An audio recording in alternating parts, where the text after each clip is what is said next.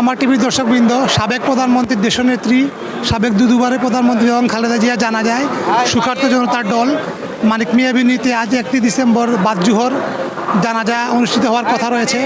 ইতিমধ্যে বেগম খালেদা জিয়ার লাশবাহী কফিন মানিক মিয়া এভিনিউতে উপস্থিত হয়েছে।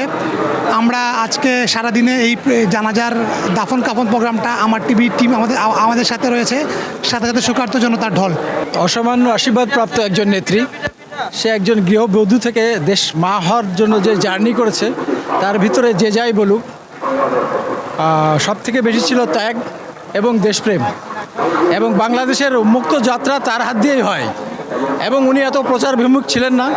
এই জন্যই তার পরপর 3বার নির্বাচনে 15টাতে সে জয়লাভ করেছে। সে যে অবস্থায় থাকুক, দেশ তার শূন্যতা পূরণ হয়ে যাক, আমরা এটাই আশা করছি।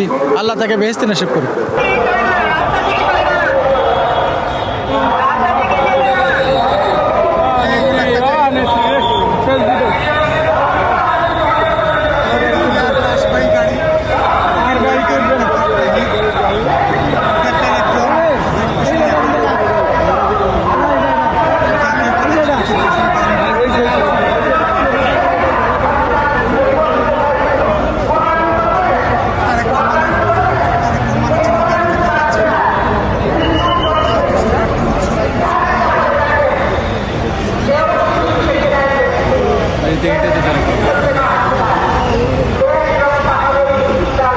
আমি বরিশাল থেকে আসছি।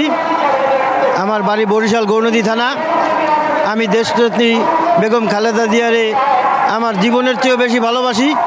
তাই আজকে তার শেষ বিদায়ের জন্য আজকে এখানে আসছি। আমরা চাই প্রতিটি ঘরে ঘরে খালেদা জিয়া এবং জিয়াউর রহমানের মতো নেত্রী ঘরে তুলুক। আমরা এই আশা, এই প্রত্যাশা করি।